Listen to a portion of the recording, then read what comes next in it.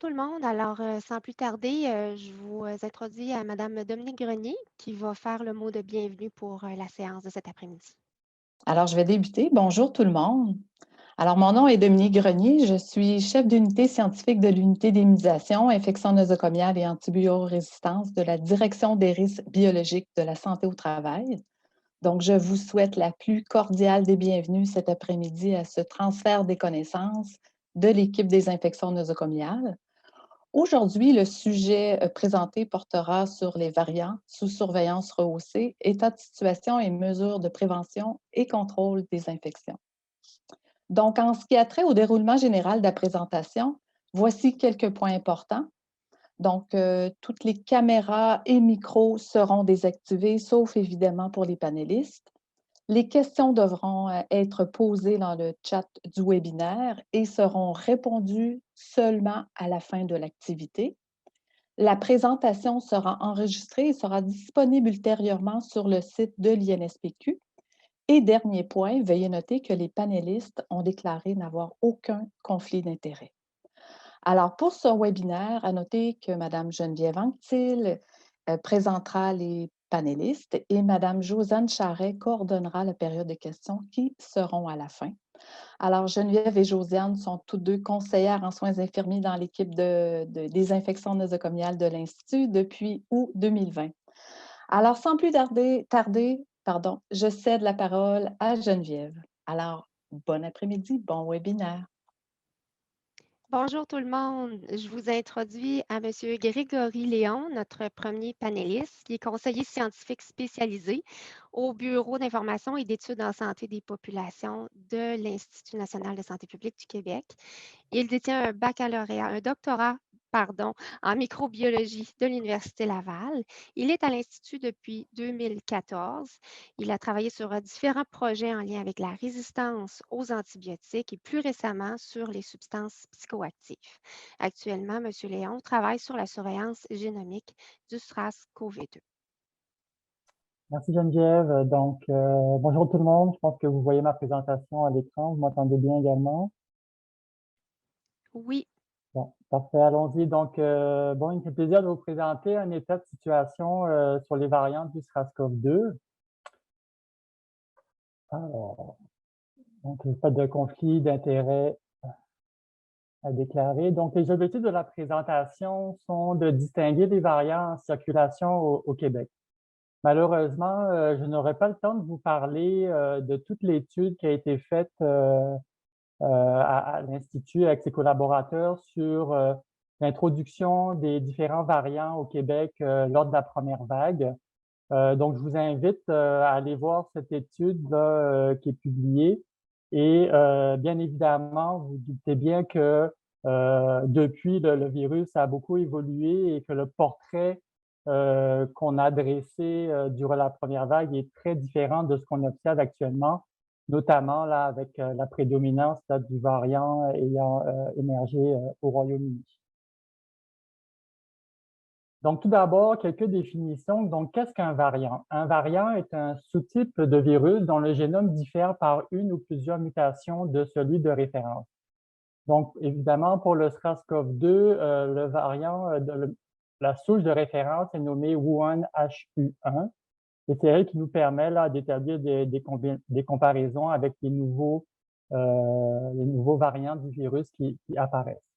Donc, selon l'OMS, pour être catégorisé comme d'intérêt, un variant du SRAS-CoV-2 doit être distinct phylogénétiquement des autres variants séquencés. Donc, lorsqu'on fait une analyse génétique, et plus précisément phylogénétique, ce qu'on observe généralement, c'est qu'il y a une nouvelle branche qui apparaît sur les arbres.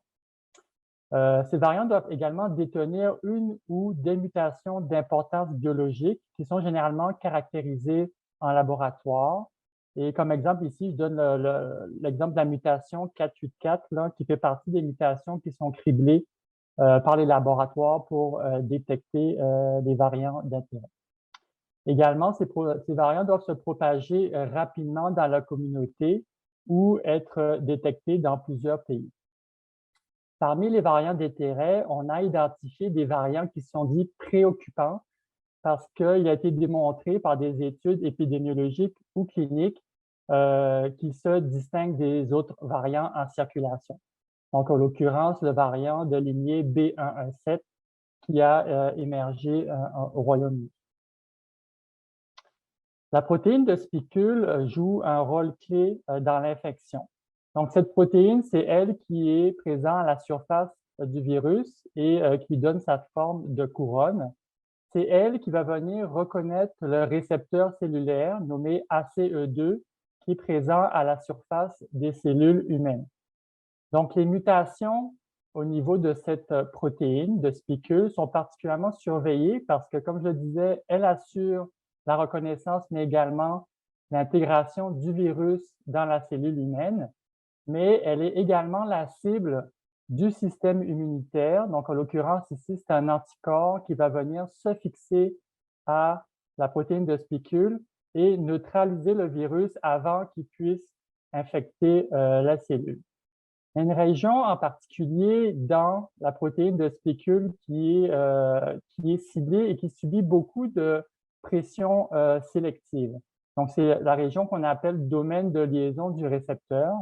Et les mutations qui sont caractérisées en laboratoire dans cette région ont démontré leur potentiel là, pour augmenter l'affinité donc du virus pour son récepteur ACE2, mais également donc augmenter le potentiel d'augmenter l'infectiosité et également on parle d'échappement immunitaire. Donc certains anticorps ne sont plus capables de reconnaître aussi bien la région là qui est entourée en rouge ici.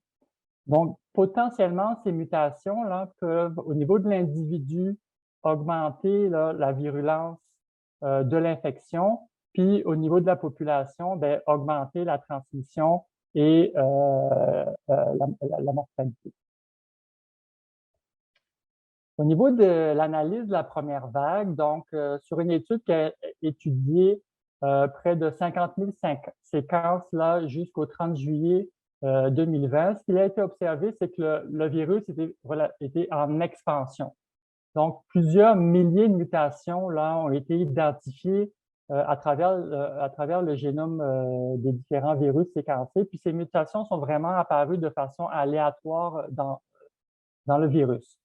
Ce qui a été démontré également, c'est qu'il n'y avait aucun variant qui avait plus de 32 mutations là, de différence par rapport au tout premier, là, la souche initiale là, qui a été utilisée comme référence à Wuhan.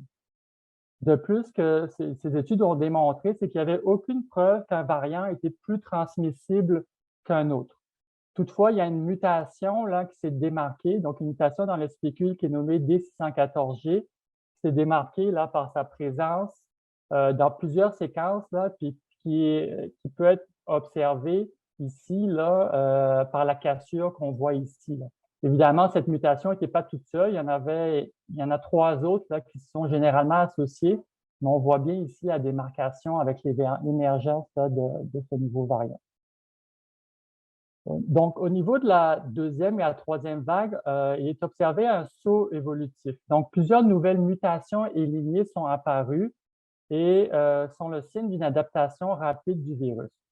Plusieurs hypothèses ont été élaborées, dont l'évolution du virus chez des patients chez qui il y avait une infection réfractaire, donc qui durait pendant plusieurs semaines et qui était traitée avec des anticorps neutralisants. Donc, on peut penser, par exemple, aux personnes qui sont immunosupprimées. Une deuxième hypothèse est l'évolution parallèle du virus chez l'animal. Des cas d'infection ont été documentés au Danemark chez des grands élevages de visons et par crainte donc de progression du virus qui a évolué chez ces visons. Il y a eu des millions là, de visons qui ont été euthanasiés au Danemark. Également, ce qu'on peut noter, c'est qu'évidemment, il y a une pression sélective qui commençait à se faire en raison de l'augmentation du nombre de personnes là, qui étaient naturellement immunisées. Donc, on peut le voir là, ici, au début septembre et jusqu'à la fin décembre, là, on voit là l'augmentation de certaines mutations, dont la mutation 501 et 484 qui sont retrouvées chez les variants bien connus là, qui ont émergé au Brésil, au Royaume-Uni et en Afrique du Sud. Donc, la troisième vague a été marquée par l'émergence de ces trois variants. Donc, le variant B.117 qui a émergé au Royaume-Uni en septembre et qui se retrouve maintenant dans plus de 119 pays à travers le monde. Le variant B.1.351 qui a émergé en Afrique du Sud et que l'on retrouve dans 80 pays à travers le monde. Et le variant P.1 qui a émergé au Brésil et que l'on retrouve dans 40 pays à travers le monde. Au Québec, on fait une biologie de ces variants qui sont dits préoccupants. Donc, globalement, ce qu'on observe, c'est que plus de 80% des nouveaux cas de COVID-19 qui sont observés au Québec sont associés à ces variants, donc selon les tests de criblage qui sont réalisés. Et selon le séquençage, que c'est vraiment le variant qui est émergé au Royaume-Uni, donc le B.1.1.7, qui représente la plupart des cas de variants qui sont détectés.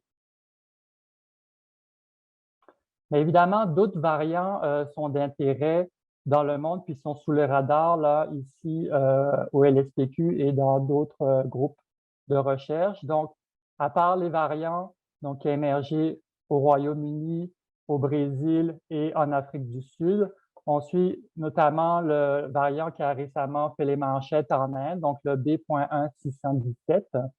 On suit également des variants qui ont émergé aux États-Unis, donc un variant qui a émergé à New York et deux lignées qui ont émergé en Californie, puis plusieurs autres variants là, qui ont émergé au Brésil.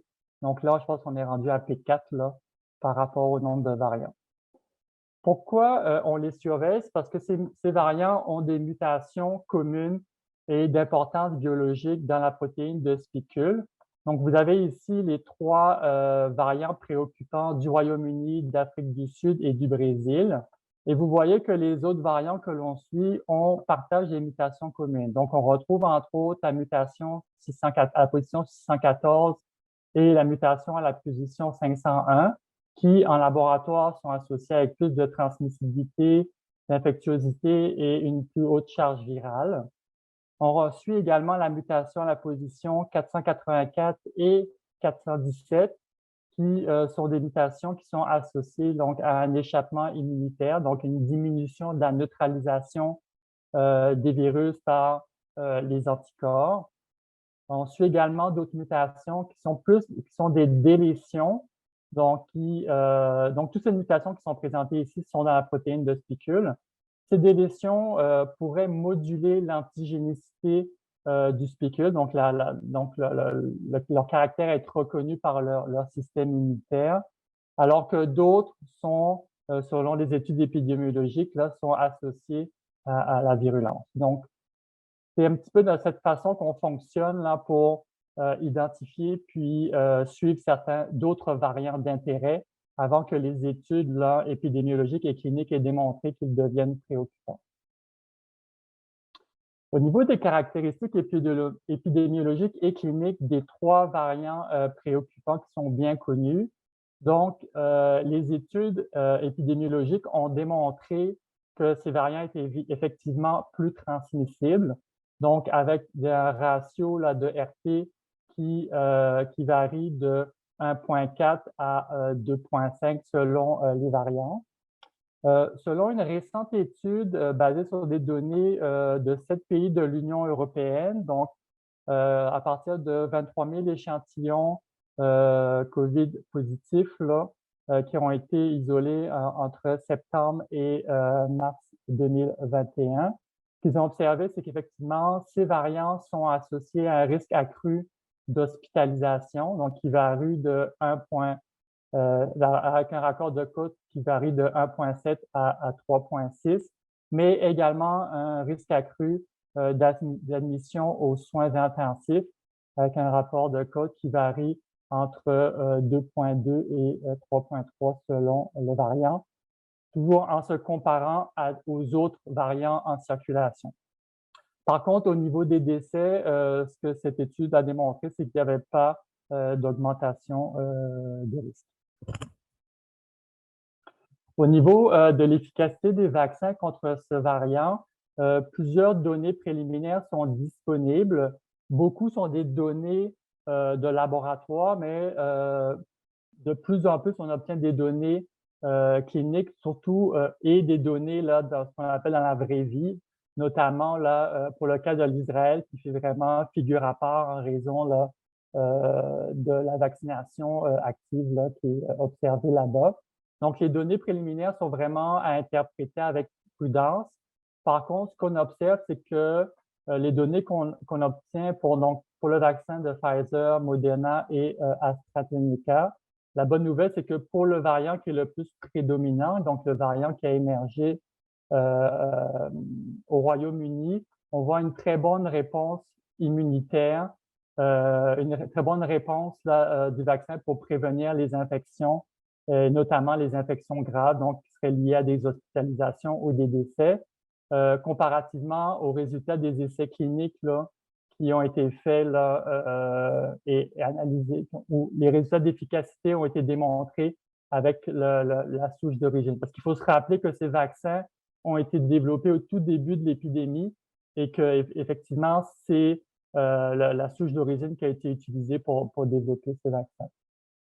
Les résultats sont beaucoup moins nombreux, notamment les résultats cliniques pour ce qui se concerne l'efficacité des vaccins contre les variants sud-africains et brésiliens. On dispose toutefois de plusieurs études dites de laboratoire. Donc, on regardait la neutralisation des anticorps générés par les vaccins contre ces variants.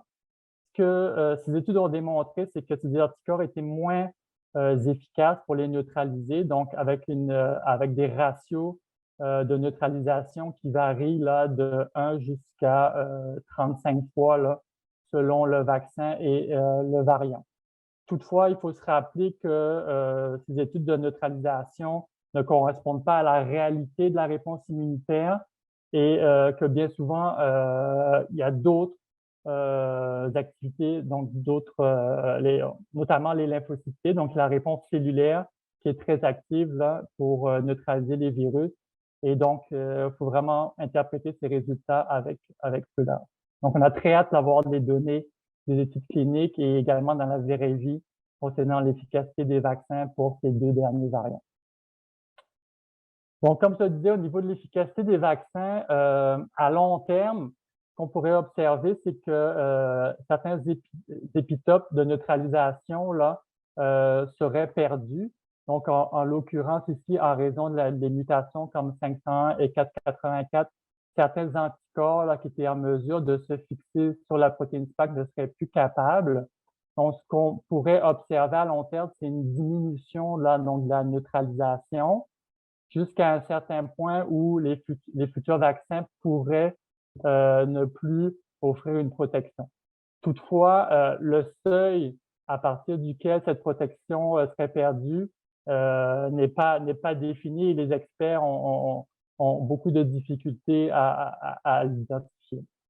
Mais par contre, comme je le disais, plusieurs nouvelles études de laboratoire ont démontré que la réponse cellulaire, donc les lymphocytes T, qui vont venir détruire les cellules qui sont infectées par les nouveaux variants, demeurent très efficaces pour prévenir donc les infections.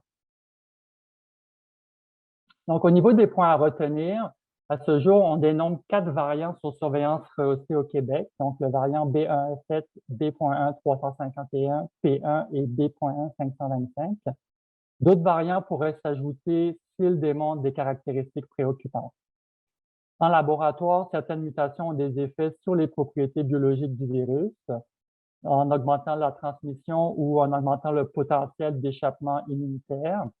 Les données cliniques préliminaires suggèrent que les vaccins sont efficaces pour prévenir les hospitalisations et les décès liés à la COVID-19. Toutefois, une vaccination rapide de la population est souhaitée pour éviter que les nouveaux variants qui vont apparaître retardent la résolution de la crise. Et finalement, donc, une vigie continue des variants est essentielle pour suivre l'évolution du virus et évaluer les risques qui y sont associés. Donc, si vous voulez en savoir plus sur les variants, je vous invite à aller visiter notre carrefour d'informations, donc nos pages web sur les variants à l'Institut. dessus. Donc, l'adresse se présente ici. Et finalement, je souhaite remercier le comité organisateur et scientifique du webinaire et le comité d'experts sur la vigie génomique du SARS-CoV-2 qui ont participé à certains des travaux de synthèse de littérature. Donc, voilà, merci beaucoup. Merci beaucoup à Grégory. Alors, en PCI, le mot d'ordre a toujours été adaptation, encore plus depuis 1 an. On a dû s'adapter, nous aussi, aujourd'hui. On a un panéliste qui a eu un empêchement. Donc, je vous présente maintenant Mme Sandrine Morera, qui remplace M. Hugues Charret. Mme Morera est conseillère scientifique spécialisée au Laboratoire de santé publique du Québec. Elle coordonne pour le Québec le séquençage et l'analyse bioinformatique des souches de SRAS-CoV-2, en particulier pour la surveillance des variants préoccupants. Elle est également professeure associée à l'Université de Montréal. Son expertise est en analyse génomique et bioinformatique des maladies infectieuses. Madame Morera. Oui, bonjour, merci pour la présentation.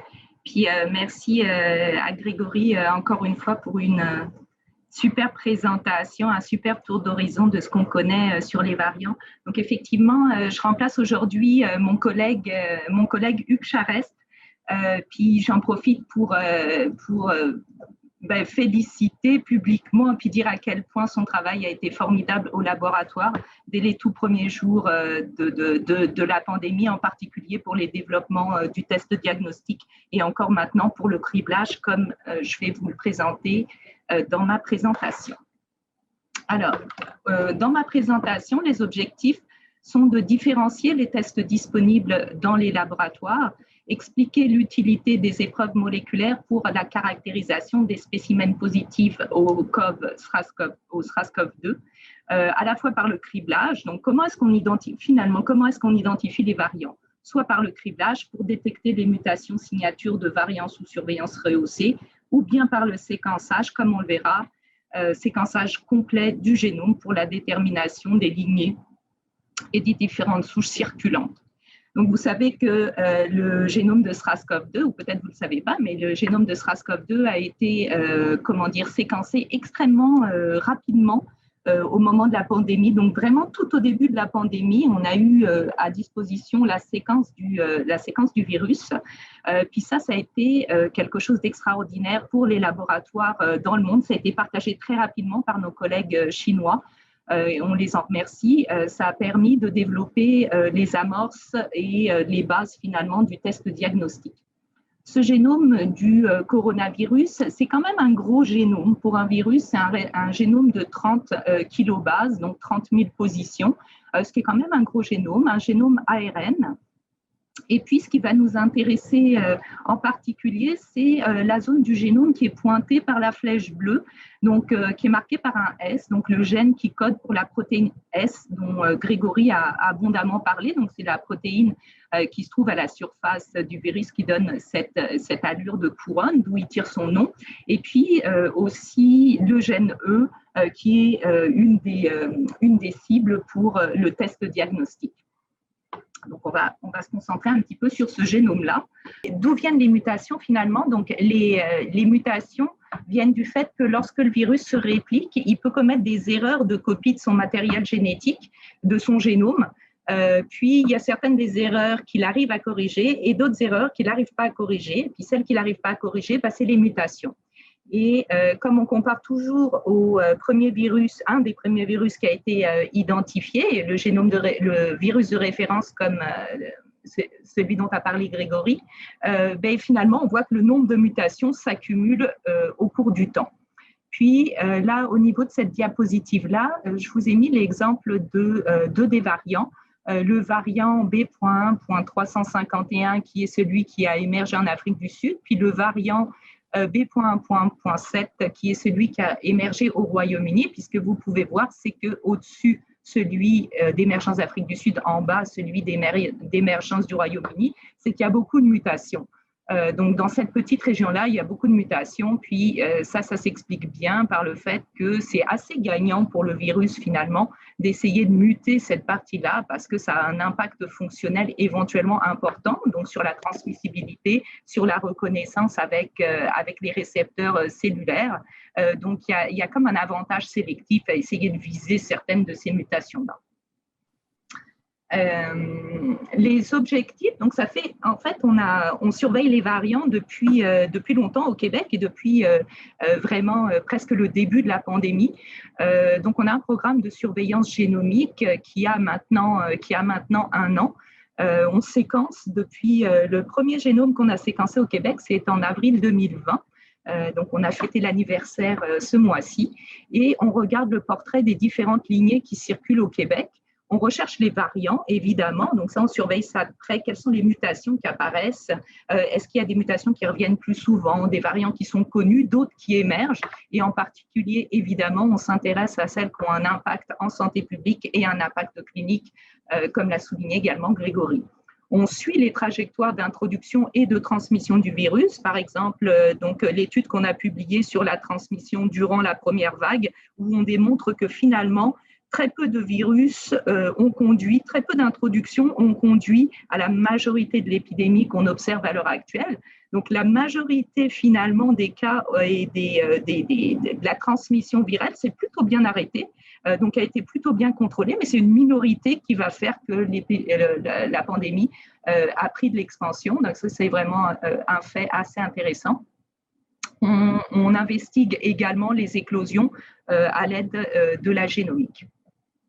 Donc, on a 2 stratégies pour tracer ces variants sous surveillance rehaussée, le criblage et le séquençage. Puis, cette diapo permet de comparer un petit peu les 2 approches qui sont complémentaires, comme on va le voir. Donc, le criblage, on crible depuis février 2020. C'est un TAN, un test d'amplification des acides nucléiques. Donc, il va cibler précisément certaines mutations. On ne regarde pas tout le génome, on va cibler certaines mutations qui sont des mutations signatures, donc des mutations qui vont être associées à un ou plusieurs variants sous surveillance rehaussée, mais évidemment pas chez les autres. Et principalement, ces mutations-là, elles sont sur la séquence qui code pour la protéine spicule. Puis, il y en a actuellement 3 qui sont ciblées au Québec, donc la délétion en position 69-70, la mutation N501Y et la mutation E484K. Donc, c'est très technique, mais vous allez réentendre parler de ça dans la suite de ma présentation. Et puis, peut-être également celle-ci, cette mutation-là dont je vous parlerai après. Le criblage, c'est facile, c'est rapide et c'est pas cher. Donc, c'est 5 $ par test de criblage. En moins de 24 heures, on a nos réponses pour le criblage. Donc, c'est comme le test de diagnostic, c'est le même principe. Donc, c'est vraiment une technique qui est rapide, qui permet de savoir rapidement oui ou non, c'est un variant sous surveillance rehaussée. Actuellement, tous les échantillons positifs, donc qui sont COVID positifs, sont criblés par TAN.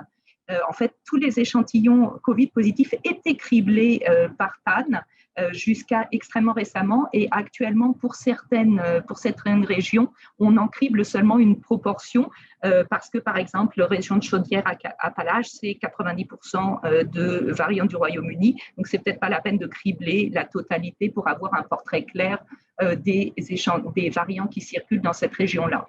Les résultats donc sont en 24 heures après le test de diagnostic, mais ça ne permet pas toujours de distinguer différents variants. Par hasard, il peut y avoir différents variants qui partagent des mutations qui sont ciblées par ce test-là, puis on ne va pas être capable de les distinguer avec le criblage. Par contre, le séquençage du génome, donc on séquence, alors là, je vois qu'il y a une coquille, ce n'est pas février 2020, c'est février 2021. Le séquençage du génome, on séquence depuis avril 2020 pour le coup. Là, ça permet d'avoir toute la séquence du génome. Donc, ça veut dire toutes les mutations. On est capable de toutes les attraper et donc on est capable de faire l'analyse phylogénétique fine des virus. Par contre, l'analyse, le séquençage du génome, c'est cher, c'est très précis. Ça nous donne une information extrêmement exacte, mais c'est cher, c'est beaucoup plus cher et puis c'est beaucoup plus long. Ça permet, on l'utilise pour confirmer ou identifier des variants qu'on n'arrive pas à discriminer avec le criblage. Et puis également, on effectue un échantillonnage de tous les virus qui circulent au Québec pour identifier des lignées émergentes. Donc, s'il y en a une qui commence à augmenter en importance ou qui est associée, par exemple, à plus d'hospitalisation, bah, là, oups, elle devient sur notre radar, puis on va la suivre de près. quels sont les variants qui sont actuellement sous surveillance rehaussée et qui sont criblés au Québec. Donc ici, vous avez une liste de variants. Ici, l'impact, s'il est connu, clinique ou épidémiologique, variant préoccupant, donc c'est le variant of concern américain, anglais, c'est comme ça qu'il le désigne, et puis des variants d'intérêt, le type de surveillance rehaussée ou sous surveillance simple, et puis nos 3 cibles de criblage. Donc on a le variant qui a émergé au Royaume-Uni, celui d'Afrique du Sud, celui du Brésil, variant préoccupant au niveau mondial, variant sous surveillance rehaussée au niveau du Québec. Puis on voit que si on regarde nos criblages, eh ben, avec le test de criblage, on est capable de distinguer très bien le variant du Royaume-Uni des 2 autres ici qui sont sous surveillance rehaussée, et celui-ci également, le variant d'émergence du Nigeria. Donc avec le profil du criblage, on est capable de le détecter. Pour les variants, par exemple, d'Afrique du Sud et du Brésil, ben là, on ne pourra pas le détecter simplement sur la base, les discriminer sur la base du criblage, mais on va être capable de le faire évidemment en séquençage et on les séquence tous. Donc, ceux qui sont criblés positifs pour ces 2 positions-là sont tout de suite, donc au niveau du rapport, donc ils sont tout de suite émis comme variants du Royaume-Uni. Pour les autres, on les séquence. Donc, quels que soient les autres tests de criblage, on va les séquencer pour déterminer à quelle lignée ils appartiennent. Donc, on a sur notre radar ce variant-là d'émergence du Nigeria, celui de New York, et puis finalement, comme on regarde la mutation 484K, qui aura un impact sur l'efficacité vaccinale éventuellement, on va détecter tous les autres mutants qui sont porteurs, tous les autres variants qui sont porteurs de cette mutation-là. On peut voir que le nouveau variant B1617 qui a émergé en Inde, lui, pour le coup, il n'a pas cette mutation-là. Et pour la dernière mutation, la mutation 484K, il y a certains kits qui vont être capables de la détecter parce que lui, il a une saveur différente de cette mutation-là. Donc, ce n'est pas un 484K, mais c'est un 484Q. Et avec certains kits, on est capable de l'identifier. Mais par séquençage, évidemment, on peut tous les attraper. Comment ça fonctionne exactement le criblage? C'est un test de qPCR, d'amplification de Polymerase Chain Reaction, quantification en temps réel. Donc, on a des primers, des amorces qui sont définis autour de notre région d'intérêt. Ici, on a une délétion, la délétion 69-70, c'est celle-ci, au niveau génétique, avec une sonde, vous voyez, qui chevauche avec cette position-là qui nous intéresse. Puis ce qu'on observe, c'est que quand la délétion n'est pas présente, quand on a cette séquence-là, eh bien, on a des belles courbes d'amplification. Et puis par contre, quand la délétion est présente, la courbe s'aplatit. Donc là, on a ici, on voit très bien ici, là c'est un variant qui a la délétion, et puis là, c'est un qui ne l'a pas. Alors, il faut quand même aller regarder précisément sur chacune des courbes, ce qui est un petit peu différent du test diagnostic où c'est soit c'est positif, soit c'est négatif, mais il y a moins d'interprétation au niveau de la courbe. Dès le début, on a utilisé une trousse maison, des amorces maison pour cribler pour les variants sous surveillance rehaussée. Et à partir, donc là, avril-mai, on utilisera plutôt une trousse commerciale de la société Molbiol. Les limites de la recherche de variants. La sensibilité analytique est parfois moindre que le temps de détection. Donc, parfois, quand c'est des variants où quand c'est des échantillons où la charge virale est très faible, on ne va pas être capable de discriminer de quel type de variant il s'agit. Donc, on va pas être capable de détecter ça. Il y a 15 à 20% des échantillons pour lesquels c'est difficile de détecter. Et évidemment, donc Hugues travaille évidemment avec d'autres collègues activement là-dessus. Et puis également, il y a des courbes qui sont bizarres, qui n'ont pas une allure habituelle, donc des courbes atypiques, et en particulier quand il y a des mutations qui, par malchance, tombent autour des zones où s'accrochent les amorces ou carrément dans les zones où s'accrochent les amorces. À ce moment-là, on doit faire des analyses supplémentaires. Puis une bonne façon de faire, c'est évidemment de séquencer. Donc là, on aura toute l'information. Le séquençage de génome entier, il identifie tous les variants potentiels. Il y a plus de 1500 variants dans le monde qui ont été identifiés, 1500 lignées différentes. Ça permet de trouver n'importe quel type de variant. Donc, à la fois ce qu'on cherche, comme c'est pour le criblage. Donc, avec le criblage, on trouve ce qu'on cherche. Avec le séquençage, on identifie même ce qu'on ne cherche pas, donc des variants également, qui sont des variants émergents. Actuellement, on séquence à peu près 1800 échantillons par semaine et au total, depuis le début de la pandémie, on en a séquencé 22 000, ce qui est quand même une belle production, en tout cas au niveau, quand on se compare aux autres provinces canadiennes, le Québec est bien positionné, je dirais. Ceci dit, on a moins de sensibilité que par exemple le test diagnostic. Donc, si la charge virale est faible, par exemple, on n'arrivera pas à bien reconstituer le génome. Donc, il y a 20 à 30% d'échantillons qui échouent au séquençage parce que la charge virale est faible. C'est une analyse également qui est longue. C'est 8 à 10 jours pour faire du séquençage et puis assez complexe, donc avec des outils bioinformatiques et assez coûteuses également. Juste pour souligner un petit peu la complexité de ça. Donc, rien qu'au laboratoire, c'est 3 jours pleins de préparation des échantillons. Au niveau, vous avez des informations également au niveau du prix, du temps de séquençage. C'est des expertises en biologie moléculaire assez avancées. Au niveau bioinformatique aussi, donc une batch, c'est 8 heures de calcul sur des très gros serveurs et ça génère des quantités astronomiques de données. Donc, et puis, expertise bioinformatique également assez avancée là-dessus. Donc, ce n'est pas comme le test de criblage.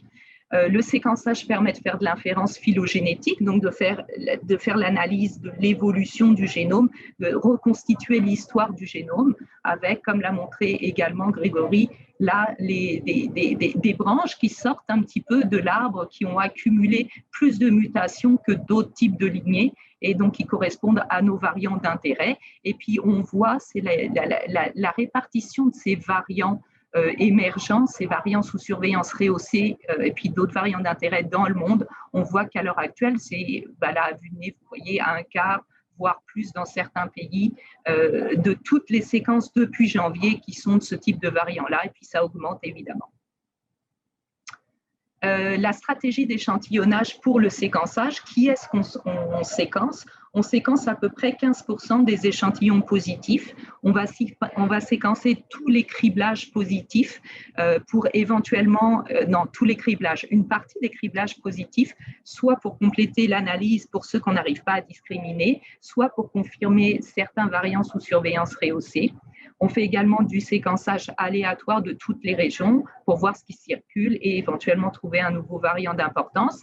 Et puis, on a un programme également de séquençage prioritaire parce qu'on a plus de chances d'attraper des variants émergents dans certaines situations. Donc, les variants émergents sont ceux qui vont causer un peu plus de problèmes. Donc, par exemple, dans les éclosions atypiques, donc des éclosions avec un taux d'attaque important, un taux d'attaque secondaire important, des éclosions où on a des cas qui se répandent extrêmement rapidement. Donc, ça peut être intéressant de les séquencer pour voir si on n'a pas un variant plus transmissible. Des tests diagnostiques discordants, évidemment les voyageurs pour les variants qui viendraient de l'extérieur. Les réinfections, c'est éventuellement des cas qui vont nous intéresser, les infections post-vaccination et les maladies graves chez les jeunes sans comorbidité.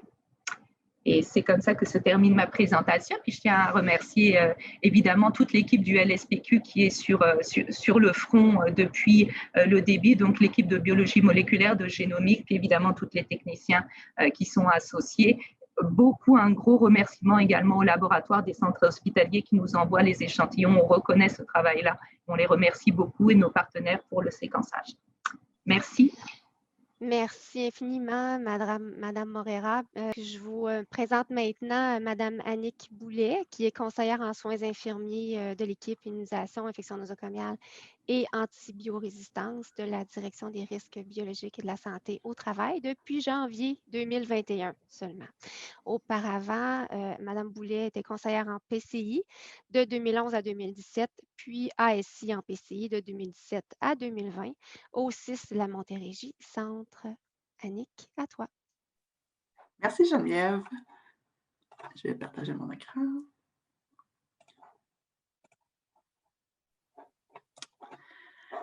Bonjour. Pour ma part, je viens vous présenter le document sur les mesures de PCI en milieu de soins avec les variants sous surveillance rehaussée produit par le Comité des infections nosocomiales du Québec. Aucun conflit d'intérêt avec la présentation actuelle. L'objectif général de la présentation, c'est vraiment de décrire les mesures à mettre en place là, dans les milieux de soins face à un variant sous surveillance rehaussée. Soyez pas surpris, je vais dire probablement plus souvent VSSR pour écourter un petit peu, là, étant donné que c'est quand même un nom qui est long.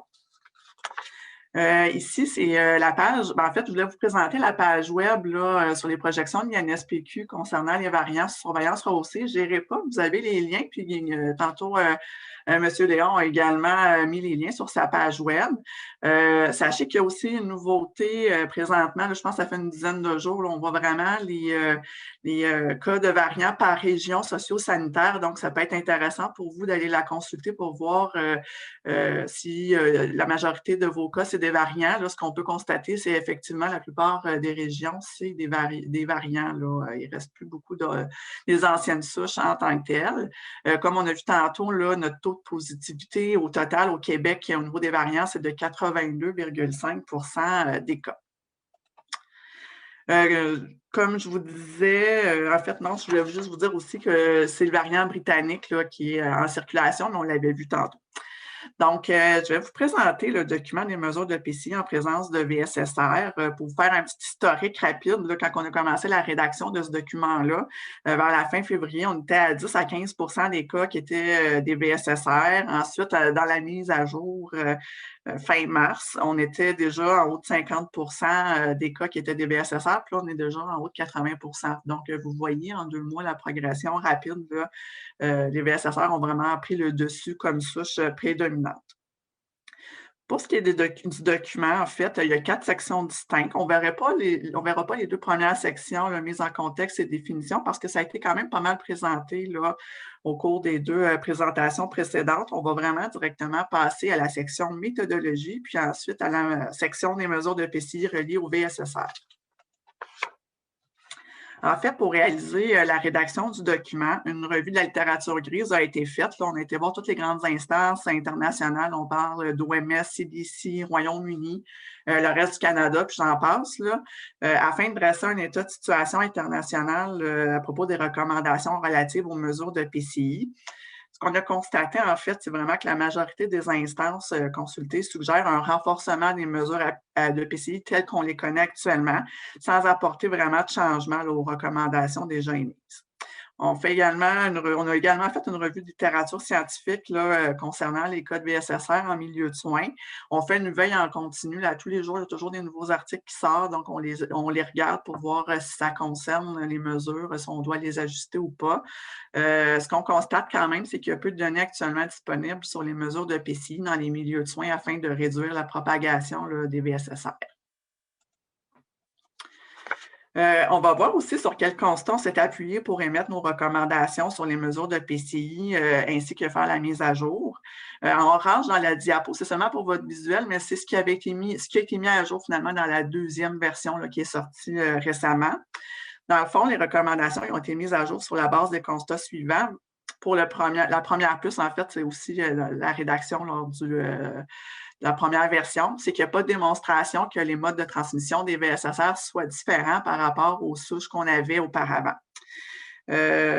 Aussi, étant donné que la souche qui est principalement en circulation au Québec est de la lignée B117, là, le variant britannique, et qu'on sait quand même que c'est une transmissibilité accrue, comme on a vu tantôt, ça ne semble pas présenter un échappement immunitaire incluant l'échappement vaccinal. Donc, tout ça, c'est une bonne nouvelle. Les mesures actuelles sont adéquates.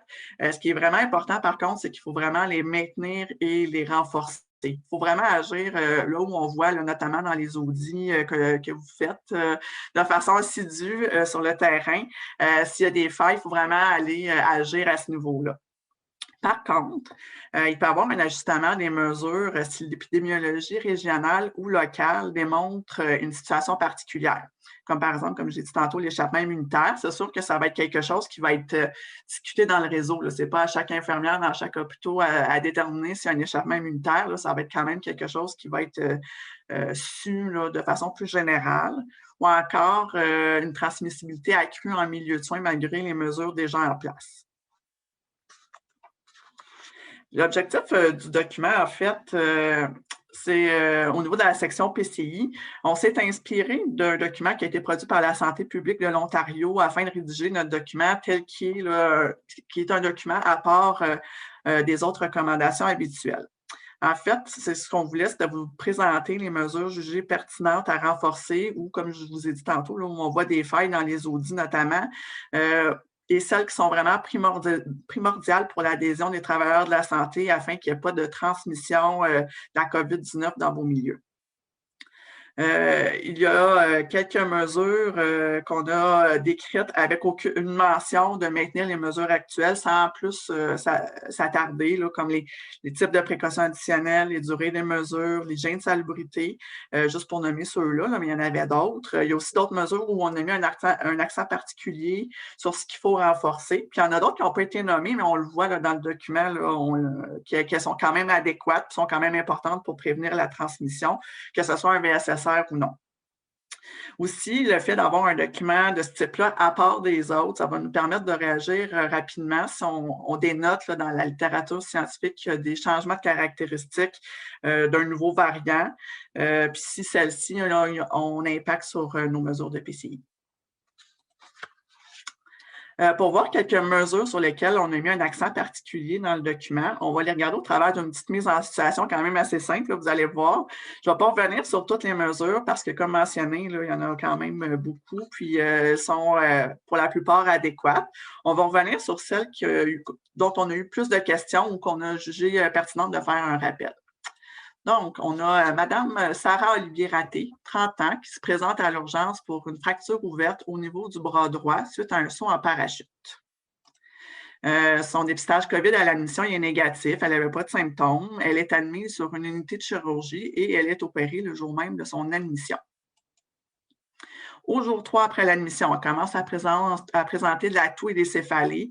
Il y a un dépistage de SRAS-CoV-2 qui est fait et est revenu positif, puis elle est aussi positive au niveau du criblage. Donc, il s'agit d'un cas présomptif de VSSR. Selon l'enquête épidémiologique faite par l'infirmière de PCI, on découvre finalement que probablement la source d'acquisition, ça va être communautaire via un gym où elle s'entraîne. Depuis quelques jours, là, il y a des cas qui sont sortis positifs, puis au niveau de la communauté, c'est relié à ce gym-là. Donc, ce n'est pas une source nosocomiale. Elle est en attente de transfert en zone chaude. Donc, on veut vous parler de la mesure en lien d'hébergement parce que c'est un élément qui a quand même suscité beaucoup de questions avant la diffusion de notre document, de la première version. Donc, idéalement, le premier choix d'hébergement pour Mme Raté, c'est vraiment une chambre individuelle avec les mêmes précautions additionnelles qu'une souche sans VSSR. Par contre, on connaît la réalité de nos hôpitaux. Ce n'est pas tout le monde qui a des chambres privées pour que la personne soit seule en chambre. Donc, si ce premier choix-là est non disponible, elle peut être hébergée avec un autre usager positif qui soit porteur d'un VSSR ou non. Sachez que quand on nomme la chambre individuelle, c'est aussi nos recommandations qu'on a dans nos autres documents, que ce soit de la courte ou longue durée ou de réadaptation, quand on ne parlait pas des VSSR. Je vais juste faire la petite précision. On sait que ça peut être long, le séquençage, surtout quand c'est pas, du moins quand c'est fait, là, quand on ne parle pas du variant britannique. Donc, il devient impossible de jumeler là, 2 VSSR de la même lignée ensemble là, et attendre le tout parce que la personne peut même avoir le temps de finir la maladie avant de savoir là, c'est quel VSSR qu'il s'agit. Il faut aussi prendre en compte l'absence ou la présence d'un autre type de précaution additionnelle comme on le faisait avant la pandémie. Au niveau du port, on a mis la mesure du port du masque de l'usager dans la présentation parce que c'est quand même un point important. C'est une mesure qui est applicable avec ou sans VSSR comme les autres. On sait que c'est une mesure difficile à renforcer, mais c'est une des mesures qui permet une meilleure protection pour les travailleurs de la santé puisqu'il y a un contrôle à la source. On sait que c'est un élément qui est important là, quand même dans la transmission. On va poursuivre la mise en situation. Donc, l'infirmière demande à Mme Raté de porter un masque lors de l'évaluation des signes neurovasculaires pour son bras. Donc, on va maintenant parler de la mesure en lien avec les travailleurs de la santé. Ce qui est important de savoir, là, vous le savez déjà, c'est de se référer au document de prise en charge des travailleurs de la santé exposé et celui des recommandations pour la levée des mesures des travailleurs de la santé. J'ai mis les liens ici dans le document, mais ils sont facilement accessibles sur le site de l'INSPQ. Vous devez peut-être sans doute savoir qu'il y a des nouvelles versions qui ont été publiées à la fin de la semaine dernière, je crois le 23 avril, afin de réajuster les notions sur les variants. En fait, les récentes données de la littérature scientifique sur l'efficacité clinique des variants démontrent que l'immunogénicité induite par les vaccins, actuellement administrés au Québec, ça semble satisfaisant vis-à-vis des BSSR en circulation. Donc, il y a vraiment une bonne réponse immunitaire suite à l'administration des vaccins. Donc, pour la prise en charge des travailleurs de la santé vaccinés, considérés protégés, ça va être la même chose que la personne soit exposée à un variant ou non. Pour la prise en charge des contacts d'un cas présomptif ou confirmé de BSSR, il n'y a plus de distinction entre les cas de BSSR et les cas sans BSSR pour la gestion des contacts étroits et élargis. Je vais continuer ma petite mise en situation. Donc, une semaine après le test positif de Mme Raté sur le département de chirurgie, un autre usager séjournant sur cette unité depuis plus de 3 semaines développe des symptômes compatibles à la COVID-19. Le dépistage est également positif au SRAS-CoV et au SRAS-CoV-2, j'oubliais le petit 2, et positif au criblage. Donc, que fait-on pour la gestion de ce cas-là? On se réfère à la section prévention d'une éclosion pour la gestion d'un premier cas, soit usager ou travailleur de la santé, du document mesures de prévention, de contrôle et de gestion des éclosions en milieu de soins. Le lien est mis dans l'autre diapo précédente. Lors de l'enquête épidémiologique d'un usager sans précaution additionnelle ou un travailleur de la santé avec ou sans épi, c'est vraiment ces deux algorithmes-là qui vont être utilisés, qu'il y ait un BSSR ou pas. Donc là, je vous montre celle de l'usager, puis vous allez voir celle du travailleur de la santé positif. Donc, ce qui est à surveiller dans les prochaines semaines, c'est que le SAC et l'INSPQ, en fait, dans les deux organismes, on surveille de très près les données épidémiologiques et la progression des BSSR parmi l'ensemble des cas de COVID-19 au Québec. Si moindrement on voit des données épidémiologiques ou de la littérature scientifique qui démontre une circulation de caractéristiques différentes, on vient souvent avec l'échappement immunitaire ou le changement de mode de transmission, les recommandations vont être ajustées en conséquence dans nos documents. Donc, en conclusion, il faut vraiment éviter à ce moment-ci de relâcher nos mesures en milieu de soins malgré que la vaccination est en cours. Le principal élément à retenir, c'est vraiment de maintenir et renforcer les mesures de PCI. Donc, en d'autres mots, bien faire ce qui doit être fait. Donc, merci beaucoup de votre attention. Je vais repasser la parole à Geneviève. Merci, Annick. Donc, je vais juste vous présenter quelques messages importants. Vraiment, je voulais juste insister, vous transmettre toute notre gratitude pour votre engouement à la présentation. On s'excuse d'avoir pris du retard et les problèmes techniques, mais on voulait surtout vous annoncer et vous inviter à réserver la date parce que le jeudi 3 juin prochain, à la même heure, même pomme, nous aurons un second webinaire sur la vaccination en lien avec le SRAS-CoV-2. Donc, sans plus tarder, on a un peu de retard, mais on peut peut-être profiter, prendre quelques questions là, avant de se laisser. Donc, je laisse la parole à Mme Josiane Charette. Oui, bien, tout d'abord, merci beaucoup pour votre participation au niveau des questions. C'est des excellentes questions. Donc, dans le fond, on va commencer par la question de Audrey Maillé. Qu'est-ce que l'échappement immunitaire? Je pense que cette question-là serait peut-être plus vers Grégory. Oui, ben, j'ai commencé à y répondre dans le chat. Donc, par exemple, en laboratoire, ce qu'on observe, c'est qu'il y a une résistance à la neutralisation par les anticorps, qu'ils soient monoclonaux ou polyclonaux. Et par exemple, en cas clinique, on pourrait parler de réinfection ou d'infection post-vaccination. Donc, c'est ce qu'on peut dire par échappement immunitaire. Merci beaucoup, Grégory. On a eu une autre question de Yannick Lavoie. Nous avons reçu du LSPQ quelques séquençages cette semaine du B1.160. Pouvez-vous nous en dire un mot car on mentionne lignée européenne? Merci. Je ne sais pas si ce serait peut-être plus Sandrine qui pourrait répondre. Oui, alors le B1-160, c'est un qui était un peu fatigant.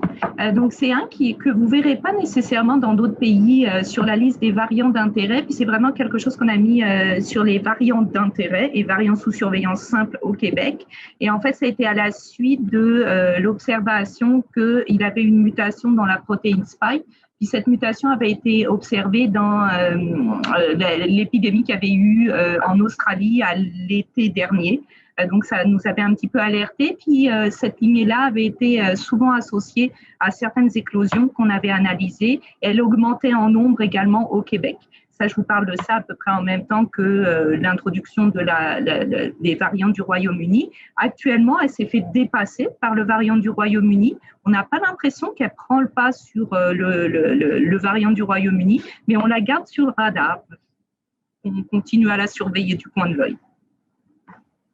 Merci beaucoup, Sandrine. Je vais prendre 2 dernières questions. Vu qu'on est un petit peu limité au niveau du temps, on a quelqu'un qui pose la question: qu'en est-il de l'efficacité vaccinale dans le variant indien? Je ne sais pas si, Grégory, tu peux répondre. C'est sûr que les données ne doivent pas être tant disponibles en ce moment.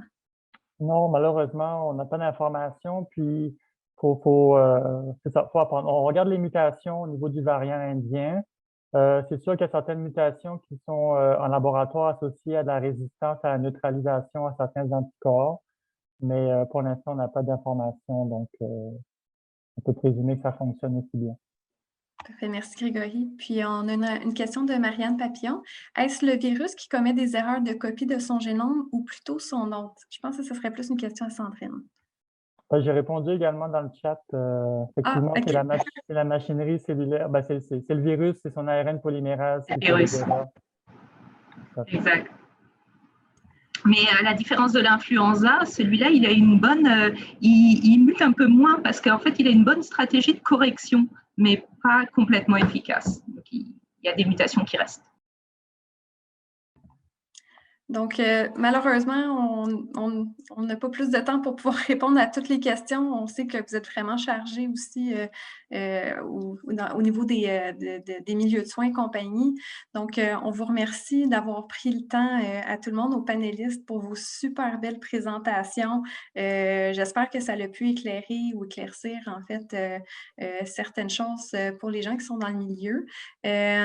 Puis, on espère vous revoir en grand nombre comme aujourd'hui pour le prochain webinaire sur la vaccination. Donc, on vous souhaite vraiment une bonne journée, puis en espérant vous voir au mois de juin.